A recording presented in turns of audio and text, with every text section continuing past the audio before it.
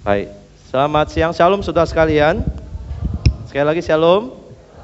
Kita bersyukur sudah melewati HUT gereja bulan Maret dan kita masuk bulan April. Ini bulan yang penting ya, karena kita ada perayaan atau persiapan menjelang Prapaskah, ya, menjelang hari kesengsaraan dan kematian kebangkitan Yesus Kristus. Ya, satu peristiwa kalender gereja yang harus kita hadiri, ya, dan berharap kita tekun beribadah setiap minggu, setiap ada kesempatan. Nah, saudara sekalian, hari ini kita akan sama-sama merenungkan satu tema, menang atas ambisi diri. Saudara, kalau mendengar kata ambisi, apa yang kita pikirkan tentang kata ini?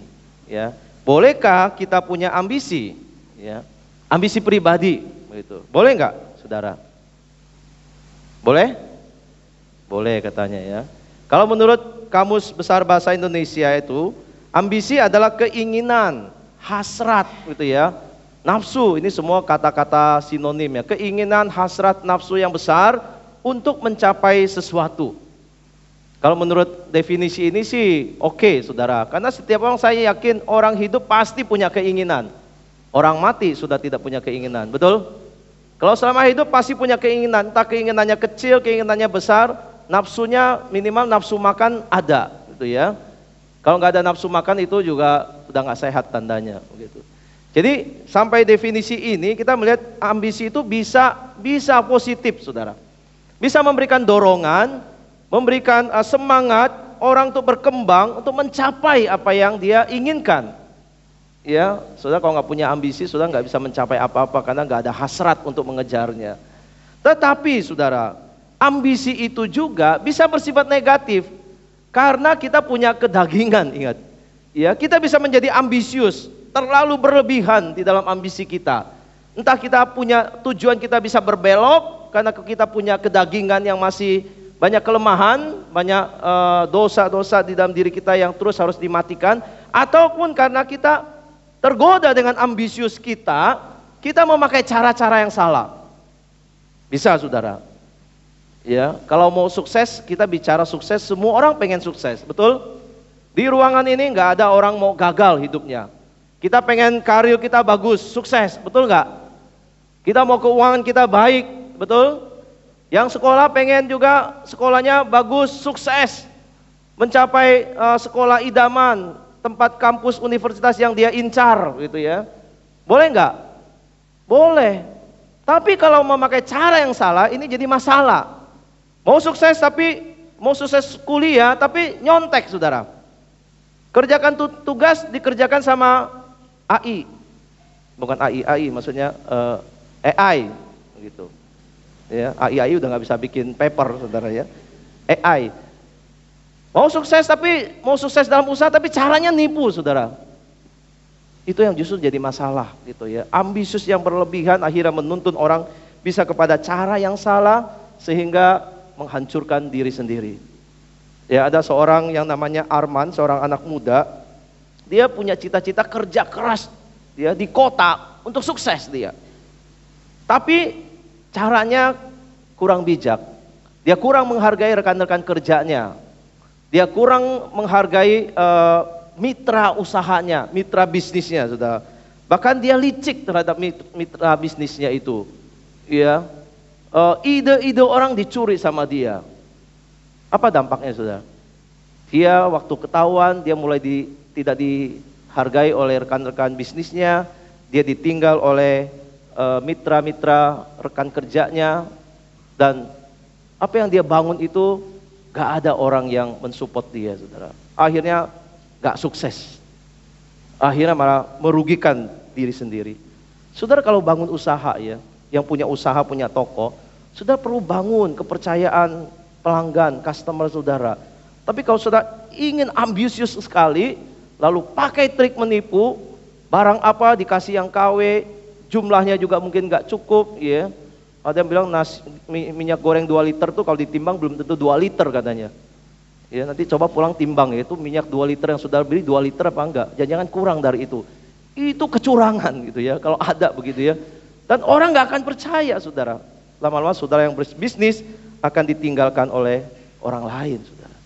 Merugikan diri sendiri. Ambisi yang salah di dalam caranya, dalam tujuannya, itu akhirnya menghancurkan diri sendiri, saudara. Bagaimana kita bisa menang atas ini, ambisi ini? Bagaimana kita menanganinya? Bagaimana kita mengatasinya, saudara? Nah, di dalam rangka Prapaskah ini, saya ajak kita renungkan orang-orang yang di sekitar Tuhan Yesus. Murid-muridnya sendiri yang juga punya ambisi, saudara. Ya, punya ambisi. Bagaimana dampak yang mereka hadapi dan jalan keluar yang firman Tuhan berikan buat mereka, saudara. Saya ajak kita renungkan yang pertama itu adalah Yudas Iskariot. Pengkhianatan Yudas udah jelas karena self ambitionnya itu, ambisi dirinya. Saudara tahu Yudas Iskariot, ya, saudara yang menonton film The Last Supper, ya, ada yang nonton Last Supper di sini? Ya, kemarin Jumat malam anak-anak youth nonton bareng di bawah Last Supper, saudara. Pasti tahu bagaimana Yudas ini seorang yang dipercayakan jadi bendahara, mengurus keuangan kelompok murid-murid Tuhan, terima sumbangan, terima persembahan, pengeluarannya diatur. Tapi Alkitab membocorkan bahwa di dalam pelayanan dia itu, pegang uang itu, dia sering mencuri dari kas yang dipegangnya. Jadi orientasinya itu dia sambil ikut Tuhan, sambil cari keuntungan.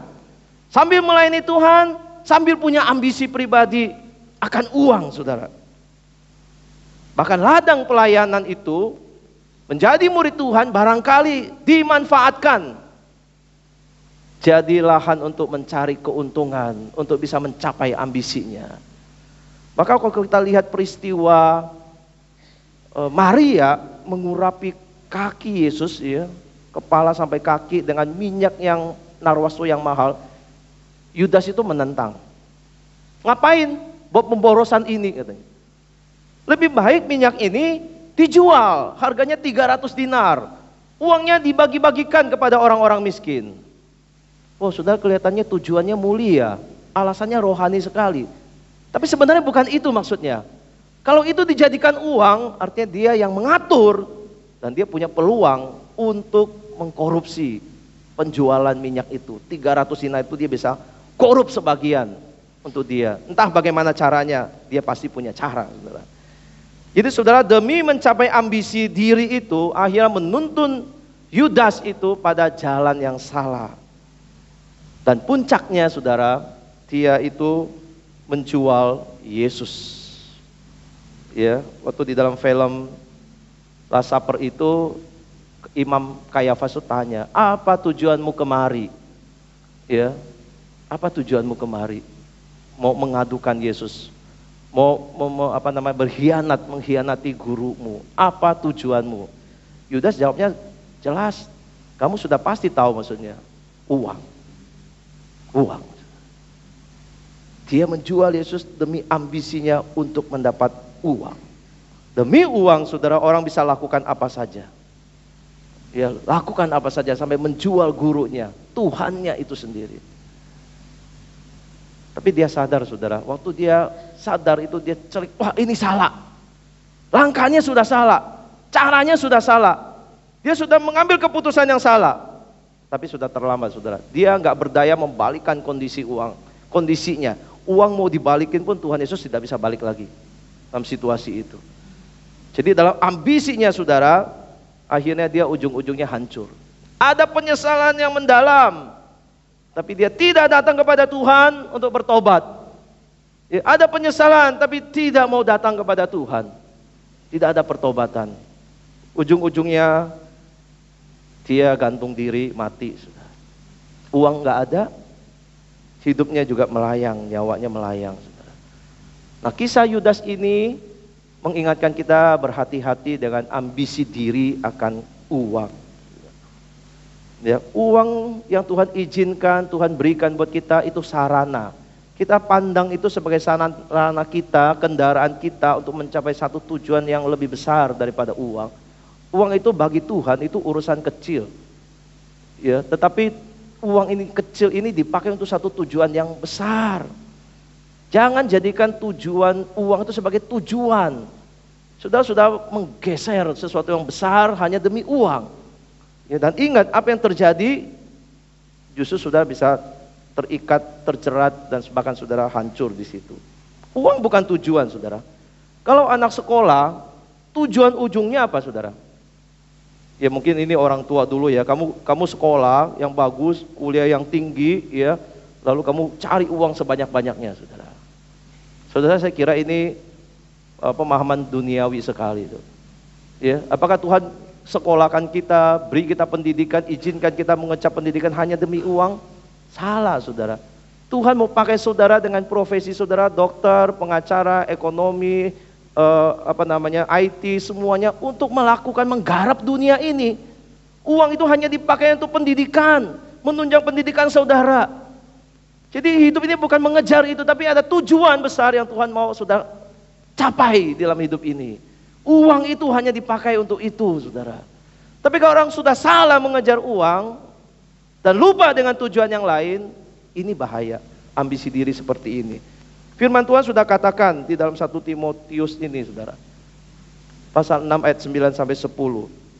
Mereka yang ingin kaya terjatuh ke dalam pencobaan, ke dalam jerat, dan ke dalam berbagai-bagai nafsu yang hampa dan yang mencelakakan, yang menenggelamkan manusia ke dalam keruntuhan dan kebinasaan. Karena akar segala kejahatan ialah cinta uang. Sebab oleh memburu uanglah beberapa orang telah menyimpang dari iman dan menyiksa dirinya dengan berbagai-bagai duka, saudara. Ini bahaya, saudara. Kalau saudara sudah meletakkan uang itu sebagai tujuan ambisi, saudara. Ada satu keluarga Kristen, saudara. Ya, saya juga tahu, ya, keluarga ini. Dia orang Indonesia sebenarnya, tapi dia pergi ke luar negeri, ke Amerika secara ilegal. Lalu di sana dia satu keluarga, suami istri 3 anaknya, melakukan penipuan investasi. Kristen, saudara, orang tuanya Kristen, ya, tapi menempuh cara yang salah. Mereka pikir mereka aman selama ini, bertahun-tahun sudah melakukan tipu-tipu ini. Mereka pikir mereka aman, saudara. Ya, dan beberapa waktu yang lalu saya mendengar mereka akhirnya 2 orang dari keluarga itu sudah ditangkap. Sudah tertangkap dan sisanya masih dalam pengejaran polisi buronan. Ya, di Amerika. Ada lari ke Indonesia, saudara. Saudara bayangkan orang Kristen, ya, tetapi ya, belum mengerti apa yang Tuhan inginkan. Akhirnya mengejar uang, menghancurkan hidup mereka, masa depan mereka, anak mereka, dan keluarga mereka. Ambisius diri akan uang yang tidak terkendali, pada akhirnya menghancurkan semua harapan yang ada di depan saudara. Ya, kalau kita tidak belajar mencukupkan diri, belajar puas dengan apa yang kita punya, lalu kita punya pikiran terus cinta uang, bukan cinta Tuhan. Saudara, siap-siap akan menghadapi kehancuran. Di dalam ekonomi kita yang sangat sulit sekarang ini, orang banyak PHK, orang bisnis juga sepi, dan bahkan banyak yang tutup, banyak yang bangkrut. Saya tidak tahu, saudara, akan pasti banyak orang berpikir bagaimana mencari keuntungan, menghasilkan uang di dalam kondisi yang sulit ini. Berambisi untuk uang lebih banyak, mendapat untung lebih banyak. Ya. Yang anak-anak muda juga sekarang kalau bekerja juga berpikirnya instan, pengen cepat, kalau bisa dalam berapa sekian tahun itu sudah punya kekayaan sekian. Akhirnya banyak sekali orang tergiur dan terjun masuk ke dalam perjudian online, saudara. Mereka pikir bisa mendapat uang lebih cepat di situ. Tapi sudah harus hati-hati. Kalau punya ambisi demikian, sudah bisa hancur. Bisa hancur. Ya. Firman Tuhan ingatkan saudara di dalam Ibrani 13 ayat 5, janganlah kamu menjadi hamba uang. Dan cukupkanlah dirimu dengan apa yang ada padamu. Karena Allah telah berfirman, aku sekali-sekali tidak akan membiarkan engkau, dan aku sekali-sekali tidak akan meninggalkan engkau. Jangan menjadi hamba uang. Jangan meletakkan ambisi diri untuk mengejar uang. Tuhan mau kita belajar mencukupkan diri. Jadilah hamba Tuhan, bukan hamba uang. Terimalah apa yang Tuhan berikan dan hiduplah dari itu setiap bulannya. Belajar mencukupkan diri. Ya. Kadang kita punya keinginan nafsu, gaya hidup kita yang terlalu berlebihan dari pendapatan kita. Kita yang mesti berubah di dalam gaya hidup kita. Bukan kita mengubah tujuan kita, akhirnya uang menjadi yang utama. Hati-hati saudara.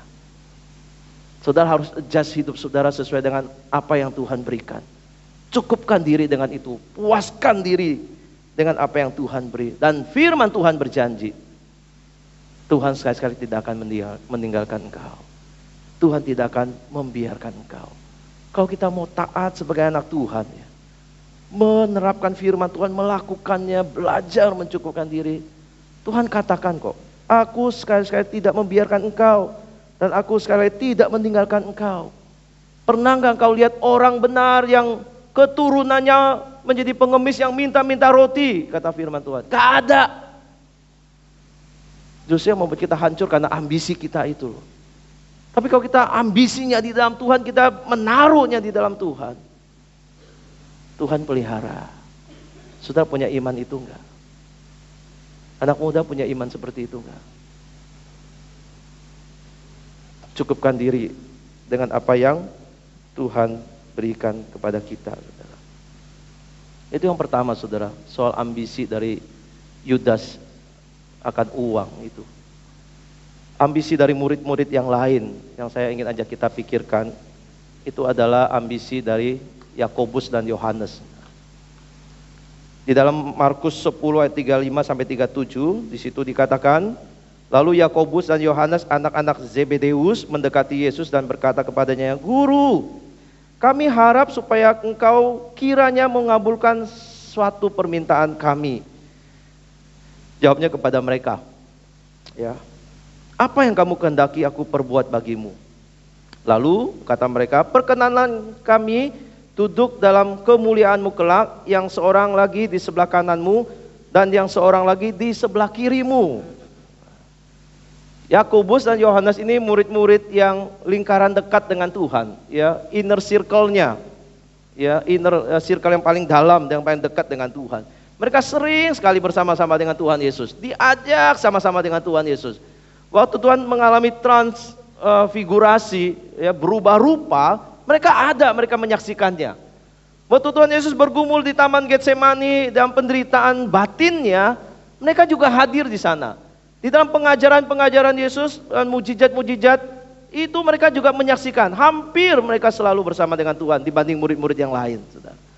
Dan mereka mendengar pengajaran tentang Yesus banyak sekali. Ya, bagaimana Yesus itu dipermuliakan nantinya kelak. Cuma pemahaman mereka salah, saudara. Mereka kira Yesus dipermuliakan itu, yang Yesus maksudkan Yesus akan disalibkan, ditinggikan, dimuliakan itu. Tapi yang mereka tangkap, Yesus itu adalah raja orang Yahudi yang akan dinobatkan jadi raja. Makanya mereka berpikir Yesus akan datang jadi raja, membebaskan mereka dari orang-orang Romawi. Dan Yesus raja orang Yahudi yang sudah mereka nanti-nantikan. Maka mereka berkesempatan, sebelum Yesus betul-betul dipermuliakan, mereka mengajukan permintaan ini. Bolehkah kami duduk di sebelah kanan dan kiri? Yang seorang di kanan, yang seorang di kiri. Ya. Saudara, Yesus tahu mereka punya ambisi, murid-muridnya punya pemahaman yang salah, sehingga ambisi mereka juga ambisi yang keliru. Tuhan tahu di situ. Ya. Hanya mereka yang nggak tahu ambisi mereka itu. Duduk di kanan kiri itu mereka nggak tahu apa artinya. Dan Tuhan katakan, kamu tidak tahu apa yang kamu minta. Posisi duduk di kanan kiri ini itu sudah ditentukan oleh Bapa di surga untuk orang-orang yang sudah ditentukan. Wah, waktu dengar begitu, ya, ambisinya Yohanes, Yakobus ini, murid-murid mulai marah, saudara. Marah kepada dua murid ini. Ada yang menduga barangkali sebenarnya mereka iri. Mereka juga punya ambisi yang sama, tapi keduluan aja ini. Ya, mereka mulai marah di situ. Ya. Tuhan Yesus panggil mereka satu persatu. Murid-murid itu kumpul. Tuhan Yesus katakan kepada mereka, banyak orang mau jadi penguasa, mau jadi pemerintah, tapi sewenang-wenang. Tapi Tuhan katakan, tidak demikian di antara kamu. Barang siapa yang mau menjadi besar, punya ambisi besar, jadi pemimpin, punya posisi, hendaklah ia menjadi pelayanmu, kata Tuhan. Oh saudara, dengan kata lain Tuhan mau katakan ya, kalau kau punya cita-cita besar, cita-cita sukses, ingin besar sekali, Tuhan bilang kamu jadi pelayan, jadi hamba. Urusan itu Tuhan yang berikan, posisi itu Tuhan yang menentukan. Tidak usah kamu kejar, kalau kamu lakukan hal kecil, Tuhan bisa berikan untuk engkau. Kamu gak usah mengejarnya sampai kamu melupakan hal-hal penting. Yang kamu perlu lakukan sekarang adalah jadilah hamba, jadilah pelayan Tuhan, yang melayani Tuhan. Sebenarnya ini satu solusi dari Tuhan, ya, untuk orang-orang yang punya ambisi diri. Tuhan berikan jalan keluar. Jangan memfokuskan diri pada ambisius yang besar. Ambisi di depan manusia, ambisi di mata dunia. Tapi punyalah ambisi dalam kerajaan Allah. Ambisinya kebalik, saudara. Bukan ambisi yang besar, tapi ambisi menjadi orang yang kecil. Apa yang kecil itu justru berharga di mata Tuhan. Bahkan apa yang bodoh dipilih Tuhan untuk memalukan dunia ini, kata Tuhan. Jadi bagi Tuhan itu di dalam kerajaan Allah cara berpikirnya itu terbalik. Ya. Kita ingin besar di mata dunia, besar di mata orang, punya ambisi dan dianggap sukses, punya segalanya. Tapi justru di dalam kerajaan Allah itu Tuhan minta kita menjadi orang yang kecil yang melayani. Saudara, ini cara pikir di dalam kerajaan Allah. Sistem di dalam kerajaan Allah yang bertolak belakang dengan kerajaan dunia ini. Nah, saya kira orang Kristen harus punya mindset seperti ini di dalam hidup ini. Ya, kita di hadapan Tuhan, kita coram Deo, hidup di hadapan Tuhan. Bukan besar untuk dunia ini, tapi besar dalam kerajaan Allah itu justru menjadi kecil di mata dunia ini. Jadi hamba, jadi pelayan Tuhan, saudara. Saudara, Yusuf pernah dikasih mimpi besar, ya. Dia seperti digambarkan matahari, bulan, bintang itu kayak orang tua dan saudara-saudaranya sampai sujud menyembah dia itu. Dia diberi mimpi untuk jadi orang besar, jadi pemimpin besar. Tapi dia nggak pernah mengejar itu, saudara. Nggak pernah. Ya, itu mimpi dia terima, iya. Dia ceritakan, iya. Tapi dia tidak pernah punya ambisius ke sana. Dia hanya tahu dia dijual karena saudara-saudaranya iri sama dia. Lalu ketika dia jadi budak di rumah Potifar, dia tahunya hanya bekerja jadi budak dengan baik, dengan bertanggung jawab di hadapan Tuhan. Waktu dia difitnah, dimasukkan penjara, dia juga hanya tahu bekerja dengan baik dan seorang bawahan, seorang budak, seorang pelayan di sana. Tapi siapa sangka, sudah Tuhan bawa dia justru menjadi besar. Itu cara Tuhan. Orang yang kerja sebagai budak justru sekarang menjadi pemimpin besar. Pemimpin nomor 2 di Mesir. Itu dia menempatkan diri mulai dari kecil, seorang hamba yang hanya melayani Tuhan. Lalu Tuhan percayakan hal-hal besar untuk dia. Itu cara Tuhan, saudara. Jadi jangan fokus kepada hal besar, mulailah dari hal kecil yang saudara kerjakan hari ini. Kalau saudara setia di dalamnya, takut akan Tuhan mengerjakannya, Tuhan bisa berikan saudara posisi besar. Jadikan saudara orang yang besar dipakai Tuhan. Saudara, ada seorang penulis asal Inggris, saudara kenal orang ini pasti. Ya, Joanna Catherine Rowling, penulis seri Harry Potter. Ya, bukunya laku sekali. Dia diterjemahkan dalam kurang lebih 80 bahasa di dunia ini. Sudah tahu bagaimana dia bisa sukses? Ya, jangan hanya lihat suksesnya, tapi lihat bagaimana hidupnya sebelum dia sukses. Dia mulai dari nol, saudara. Ya, dia diceraikan suaminya, ditinggal, dia akhirnya harus kembali ke Inggris, hidup dengan anaknya, tidak ada pekerjaan. Dia cuma dapat hidup dari tunjangan pemerintah, tunjangan sosial untuk hidupnya. Tapi justru di titik rendah itu, dia punya cita-cita mau jadi penulis saja, nggak berpikir besar, saudara. Nggak ada pikirannya itu sampai hari ini, nggak yang terjadi hari ini. Nggak ada, dia taunya mau penulis. Ya. Dia tulis dengan tekun, dia tulis, dia kirim ke penerbit-penerbit, gak ada yang mau terima. Idenya itu dianggap terlalu liar buat anak-anak. Tukang sihir, ini kan cerita Harry Potter, sudah pasti tahu ceritanya. Ini terlalu liar buat anak-anak, ini gak cocok dengan pikiran anak-anak katanya. Akhirnya ditolak, tulisannya dikritik orang banyak. Kecewa gak dia? Dia tetap tekun kerjakan, sudah jadi penulis. Buat kita ya, orang-orang timur, ngapain sih jadi penulis, gak ada harapan, gak ada masa depan gitu. Ngapain jadi pemusik? Orang kalau suka musik ya, kuliah musik di Indonesia mungkin dianggap gak ada masa depan gitu. Penulis juga sama kayaknya. Apa hebatnya jadi penulis? Ya. Tapi dia tekun jalanin apa yang dia passion ya, punya passion, kerjakan. Kecil sekali hanya jadi penulis. Tapi Tuhan membawanya menjadi orang yang besar sudah hari ini. Dia bukan hanya stabil di dalam finansial, tapi dia membangun satu warisan budaya baru dari tulisan dia, dari cara hidupnya, saudara.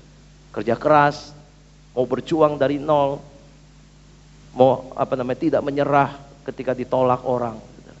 Kecil yang dia kerjakan dari awal, tapi justru menjadi besar. Sederhana menjadi penulis, tapi Tuhan buat dia menjadi besar.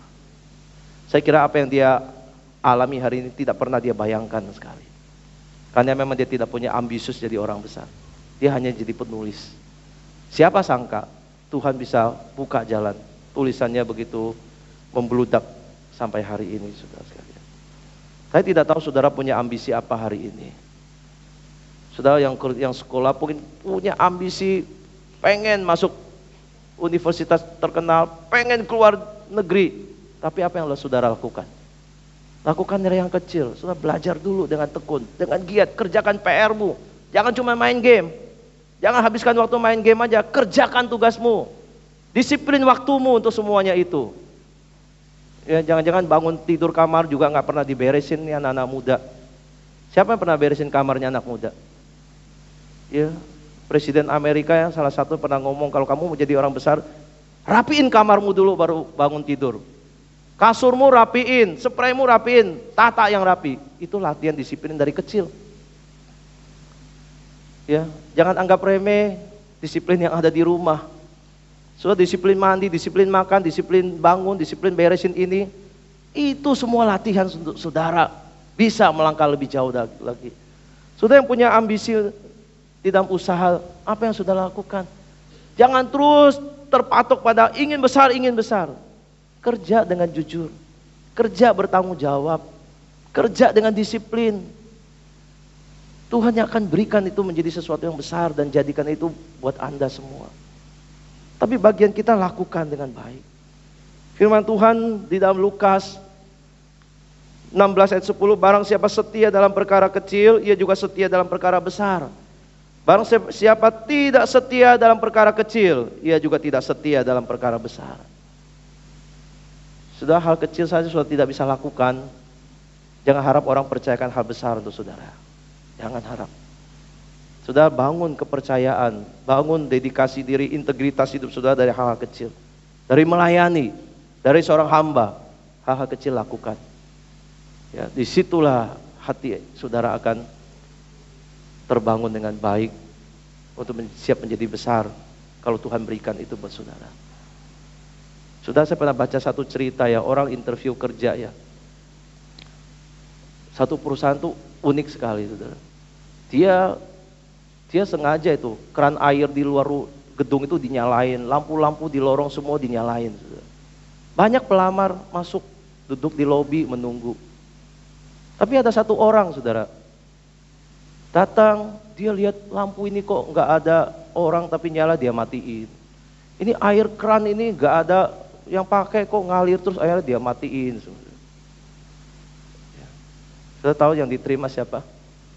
Orang ini yang diterima, saudara. Kenapa? Karena ini orang hal-hal kecil dia perhatikan, saudara.